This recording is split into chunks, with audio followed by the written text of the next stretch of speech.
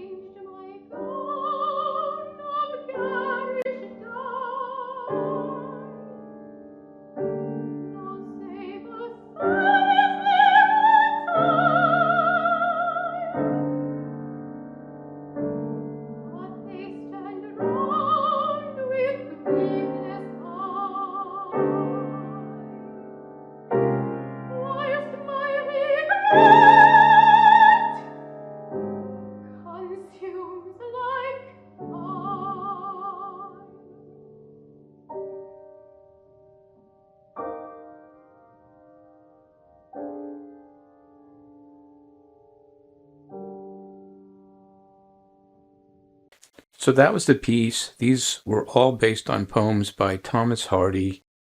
I think the singer actually came in early and the pianist made up for it. I don't remember. This was so long ago. And the recording you can hear is not that great. And the song actually is too high for her voice. So let's bring it into Suno. And I set this at my standard weirdness 0. I set style influence to 47%, around half. Audio influence to 100. I put in the text for the poem. And all I told it was, I want this to be orchestrated. I want orchestra. I want soprano to sing it. And I also told it it was an art song. And this is what Suno created.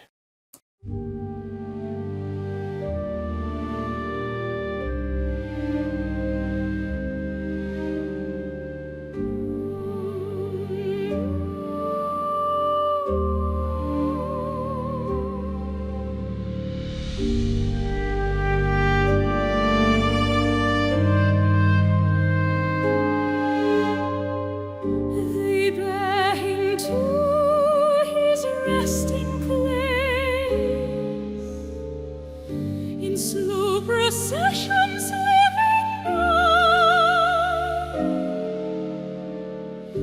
I follow at a stranger's pace, his kindred near, his sweetheart eye.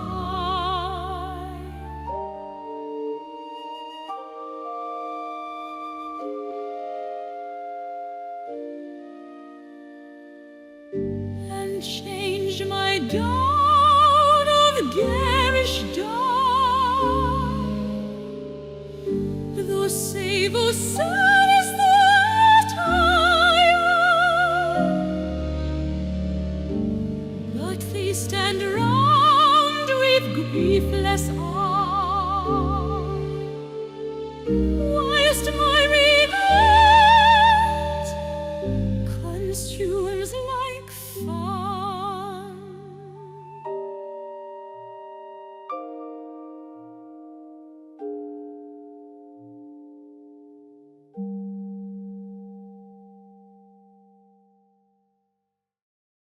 That was okay. I like the fact that it tried to mimic the simple chordal funeral procession-like arrangement that was the original intent here. As you create more and more versions, Suno is going to try and impose more and more complexity on the accompaniment. I really don't like that. I wish you could have some kind of a tag or some kind of button to push to say, leave it alone. Only use what I have here. But Suno doesn't quite do that. Because this is such a short piece, Suno wanted to elongate it a bit, and the short introduction I have, obviously Suno elongated it. It put that little singing voice in there too, which is not really desired. The voice is kind of high, and the pronunciation of some of the words isn't the best. So let's try doing another one. And we'll have a tenor do this one. Now, I tried many times to try and cover this song, create a tenor version, and it never quite recreated the simple chordal structure. Suno constantly gives new accompaniments each time. You can try and zero in with prompts, but that only gets you so far. You sometimes just have to live with what Suno outputs, and a lot of times it outputs really nice stuff. Listen to what it did for this one with a tenor.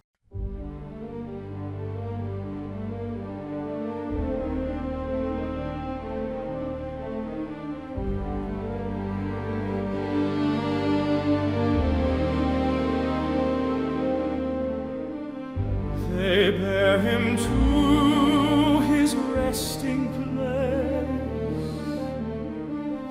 in slow procession sweeping by. I follow at a stranger's space, his kindred they, his sweetheart I.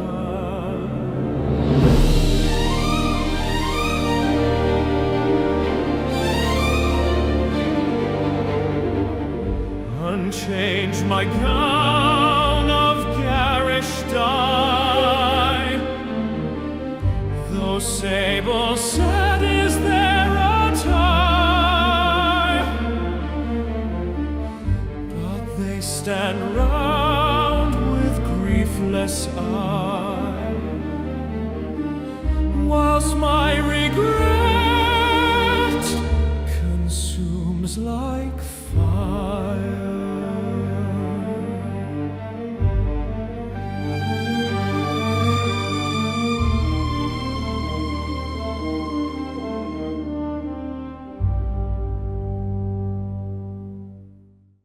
Well, that was nice. A lot more dramatic, as Suno has a tendency to do. On further creates, it adds motion. In this case, the motion was okay. A little bit too dramatic at the ending for my taste. It also changed the note on me. That was an important note. Suno has a tendency to want to make up its own melody sometimes. You just have to live with some of this stuff.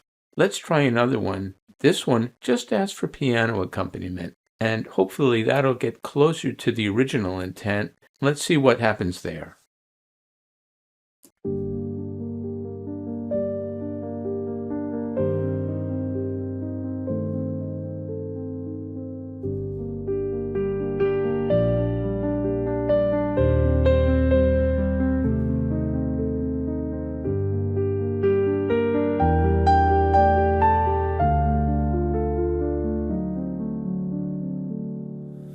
They bear him to his resting place, in slow procession sweeping by. I follow at a stranger's space, his kindred there, his sweetheart I.